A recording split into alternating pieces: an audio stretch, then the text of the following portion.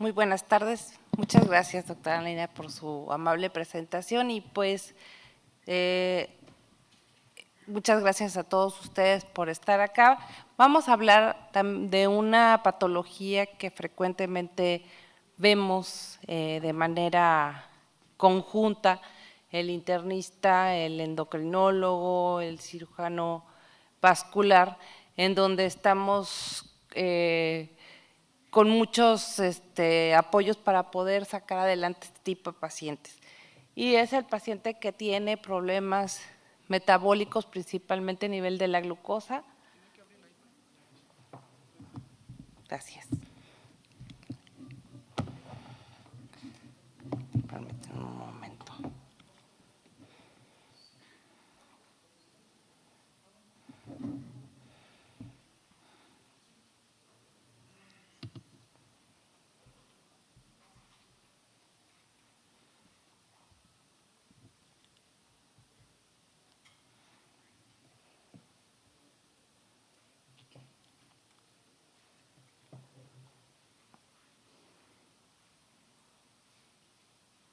Y bueno, nada más recordar que ya cuando nosotros evaluamos un paciente que tiene alteraciones a nivel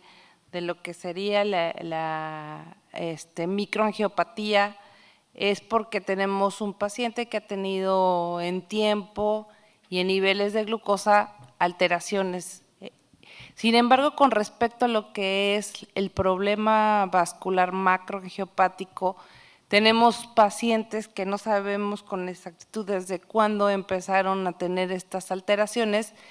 ya que esto se gesta más con respecto a lo que sería la relación resistencia a la insulina e hiperinsulinemia, y esto ocasiona que se vayan dañando vasos, de tal forma que muchas veces cuando hacemos el diagnóstico de diabetes, estos pacientes ya tienen alteraciones a nivel macrovascular y ya tenemos posibilidad de tener daño a nivel cardíaco, a nivel encefálico y también a nivel de lo que sería la circulación arterial periférica. El tratamiento de la diabetes pues tiene mucho tiempo, ha habido muchas maneras, contamos con evidencia desde 1552 años antes de Cristo, ¿no? En donde ya hay tratamiento para la poliuria en el papiro de Evers, en donde ellos recomiendan agua serenada con algunos remedios tipo herbolárico como el casis. Posteriormente, el siguiente gran avance fue con respecto a lo que fue el descubrimiento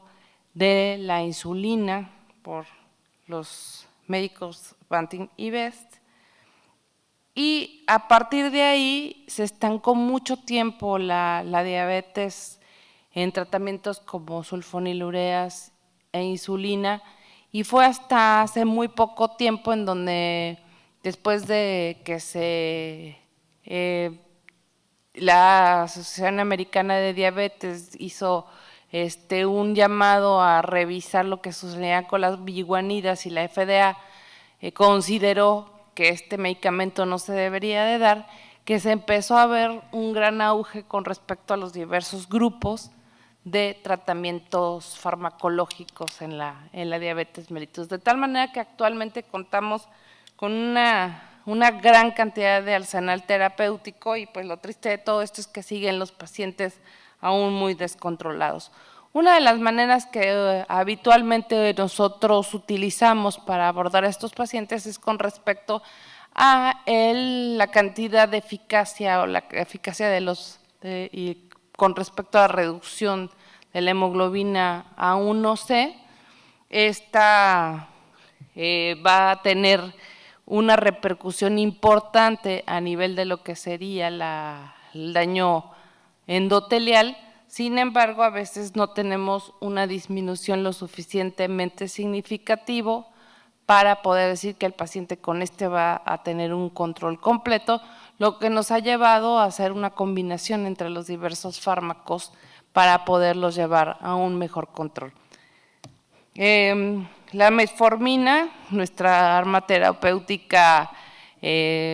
más querida y que más frecuentemente utilizamos, tiene una eficacia entre 1 y 2% en la reducción de la hemoglobina A1C, las sulfonilureas más o menos del estilo, y bueno, finalmente el recurso que más efectividad tiene, pues es la insulina. Otra manera que es importante y que valdría la pena también tomar en cuenta es con respecto a qué es lo que queremos hacer en el paciente. Si lo que queremos es disminuir glucosa en ayuno, si lo que queremos hacer es disminuir la glucosa postprandial, o bien lo que queremos es actuar a nivel de lo que sería la fisiopatología de la enfermedad, disminuyendo la resistencia a la insulina o la deficiencia en la producción de esta. Y bueno, para eso tenemos diferentes fármacos. En la hiperglucemia postprandial, pues vemos que actúan las alfa-glucosidadas, las glinidas, las incretinas, los sulfonilureas de acción corta, como algunos análogos de insulina también de acción corta, como Lispro, Aspart o Glulicina, y actualmente los inhibidores de los cotransportadores de sodio y glucosa. Con respecto a la hiperglucemia de ayuno, utilizamos medicamentos de una mayor duración, como las sulfonilureas, las biguanidas, también las insulinas de acción prolongada, las glitazonas, los inhibidores de cotransportadores, sobre todo los que tienen acción en tanto 1 como 2, y las insulinas de acción larga NPH, glargina de Termir. Resistencia a la insulina, principalmente biguanida, a nivel de lo que sería la resistencia hepática, glitazonas a nivel muscular, ¿sí? Inhibidores de alfa-glucosidasa, y con respecto a la eficiencia de la insulina, pues la utilización de medicamentos que pudieran apoyar esta deficiencia, ¿no? Principalmente las sulfonilureas, glinidas e insulina. Y bueno, con respecto a lo que estábamos comentando, de que ya cuando nosotros hacemos el diagnóstico de diabetes en múltiples ecuaciones, ya encontramos alteración a nivel de lo que sería el árbol endotelial, principalmente a nivel macrovascular, pues sabemos que tenemos pacientes que desde que empiezan con obesidad cursan con alto resistencia a la insulina, y que finalmente esta es la génesis del desarrollo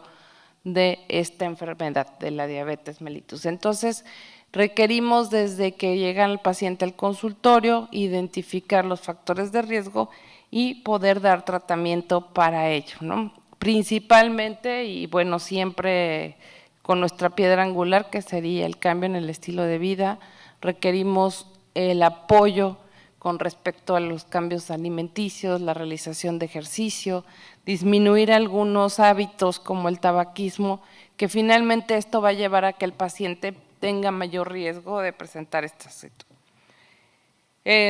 Tenemos eso, además de que se asocia con algunas otras comorbilidades, como ya comentó previamente el doctor Ayón, en donde estaba hablando de lo que es la participación de dislipidemias, de hipertensión arterial, que esto incrementa el riesgo de desarrollar estas alteraciones a nivel arterial periférico. Y finalmente, si lo que tenemos es un paciente que tiene un riesgo incrementado con respecto a lo que sería el metabolismo de los hidratos de carbono, bueno, podemos utilizar también algunos otros fármacos que nos pudieran ayudar para disminuir esta resistencia a la insulina. Estos son con respecto a las guías de lo que sería la Asociación de Endocrinólogos Clínicos, ¿sí? Ellos tienen tiempo comentando, ¿no?, la situación en donde el abordaje debería ser con respecto al descontrol metabólico del paciente, y que además pudiera ser con 1, 2, incluso ellos recomiendan 3 terapias antes de la presencia de una insulinización, a menos de que el paciente tenga síntomas importantes con respecto a la deficiencia de insulina, desgaste, pérdida de peso, podríamos intentar con diferentes fármacos. En esta diapositiva les muestro, yo creo que están pasando lo mismo que yo pasé hace unos momentos. Las diapositivas están muy mal enfocadas y tenemos entre mucha información que les queremos transmitir y entre que no se enfoca muy bien, pero bueno, con respecto a esto creo que es importante el abordaje es iniciando con los niveles de hemoglobina 1C, menos de 7,5 o arriba de 9, y bueno, los signitos estos son de advertencia, en donde se dice que en estos pacientes habrá que evaluar cuidadosamente el grupo farmacológico que aquí ellos marcan como importante, ¿no? Y la otra cosa que es buena de esta guía, y esta pues nada más era para que vieran ustedes que existe en estas recomendaciones de endocrinólogos clínicos, que existen alteraciones o cosas que tenemos que tener cuidado cuando utilizamos los diferentes fármacos, ¿no? ¿Qué es lo que sucede con la metformina o con los análogos de los receptores del péptido parecido al glucagón, o qué sucede con los inhibidores de PP4, de dipeptilpeptidasa tipo 4, con respecto a lo que sería el riesgo de hipoglucemia o el problema de peso, o bien si tenemos un paciente que ya tenga alteraciones a nivel de lo que sería el filtrado glomerular, o bien a nivel de síntomas gastrointestinales, que es otro problema frecuente. Y otra situación que actualmente se está dando mucho peso es con respecto al paciente que tenga un incremento en el riesgo cardiovascular. Y esto es algo importante que podemos platicar los angiólogos y los internistas de manera muy conjunta,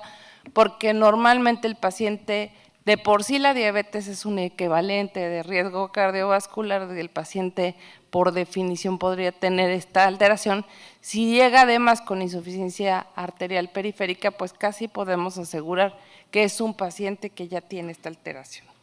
Y el riesgo en estos pacientes a nivel quirúrgico es muy, muy elevado. Esta es la reciente y les prometo que si lo quieren se los puedo dar ahorita que venga, pero bueno, creo que lo importante de la Asociación Americana de Diabetes es que ellos iniciaron proponiendo lo que tenía mayor evidencia o mayor soporte a través del tiempo, ¿no? Primero, el uso de terapias bien validadas que ya teníamos frecuentemente, como las sulfonilureas y las insulinas, y posteriormente la utilización de fármacos de nueva generación. El segundo intento, ellos hicieron algo que a mí me parecía muy interesante con respecto a una terapia escalonada. Si el paciente queríamos una meta de 7%, que les parecía algo que era accesible, ¿sí? Para el paciente tanto de edad avanzada como de reciente diagnóstico, teníamos que ir utilizando medicamentos además de la metformina, y en donde ellos planteaban que era lo que sucedía, el costo, el riesgo de hipoglucemia, la ganancia de peso, y uno podía ir seleccionando de cada paso el medicamento que a nuestro paciente le fuera mejor, ¿no? O sea, estamos haciendo ya trajes a la medida y las guías dejan de ser pasos repetitivos en donde el clínico no tenía mayor decisión. Y en esta que salió en enero del 2019, que me parece muy interesante, bueno, ellos toman muy parecido el aspecto con respecto a lo que sería el control metabólico en el paciente, ¿sí? Dependiendo del riesgo de tener alteración cardiovascular, créanme que ahí dice o renal, o no tenerla. Y entonces dividen su propuesta de tratamiento en estos dos grandes grupos, en donde estamos teniendo pacientes con riesgo predominante a nivel de lo que sería cardiovascular, paciente con riesgo de falla renal y además falla cardíaca, y pacientes en donde no tenemos evidencia de tener riesgo cardiovascular o factores de riesgo que tienen importante problema con respecto a la edad o con alguna otra situación que pudiera incrementar la posibilidad de hacer hipoglucemia, pacientes que tienen mucho peso, en donde sus índices de masa corporal están señalando obesidad grado 2 o 3, y pacientes en donde su principal problema sería el costo, ¿no? Entonces, esta es la propuesta de la Asociación Americana de Diabetes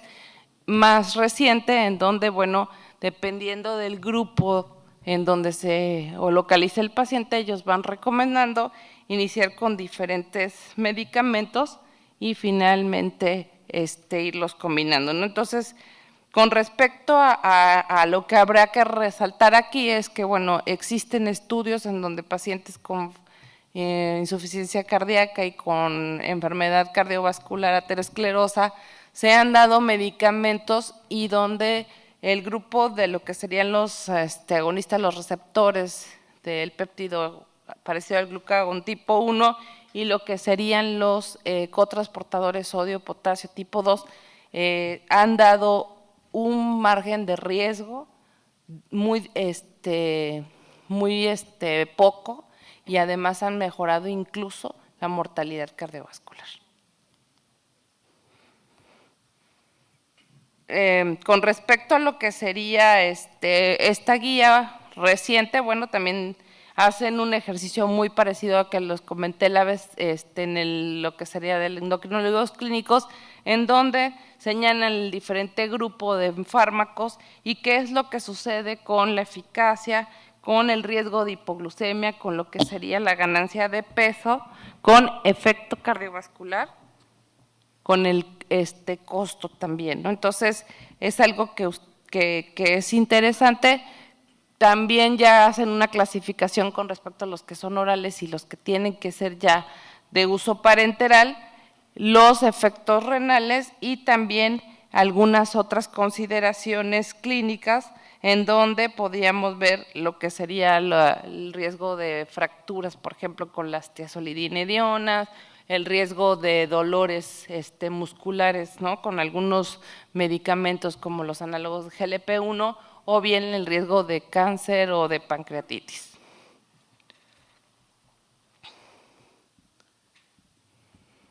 Perdón. Hay muchas cosas nuevas, estudios con respecto a la microbiota y la presentación de daño a nivel pancreático, también a nivel de daño renal en el paciente con diabetes, y bueno, creo que es algo que todavía va en estudio. Tenemos ya bombas de infusión de insulina, esas ya son más utilizadas, en donde ya también tenemos un control muchísimo más probable de algunos pacientes, niños o adolescentes o pacientes que tienen diabetes lábil o superlábil, en donde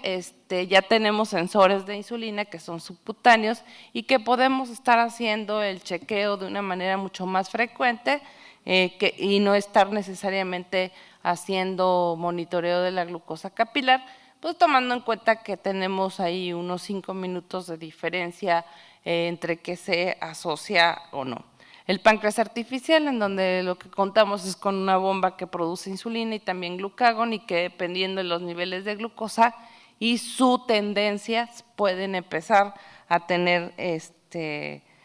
estas secreciones. La cirugía, ¿sí?, en donde ya existe evidencia de algunos cambios metabólicos y bueno, finalmente que sí disminuye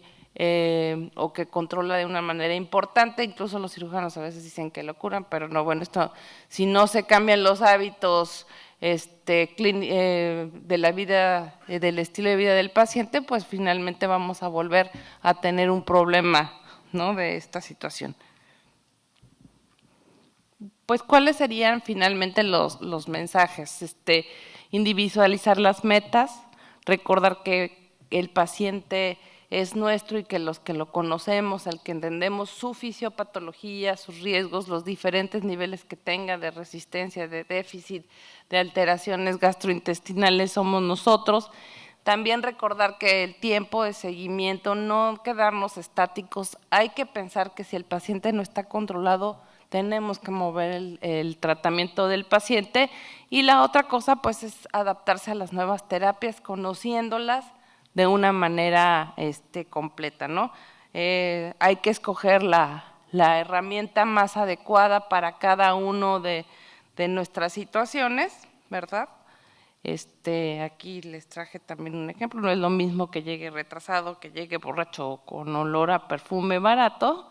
lo que vamos a utilizar para poder. Y bueno, creo que ahora me dicen los muchachos que ya no hacen el juramento hipocrático, en mis épocas sí lo hicimos, y bueno, algo hay que recordar, ¿no? Si no sabemos utilizar alguna herramienta farmacológica, no lo hagamos nada más por la idea de eso, preguntemos, seamos un equipo multidisciplinario el que atendamos al paciente con diabetes y siempre con nuestra primicia, primero no dañar. Muchísimas gracias.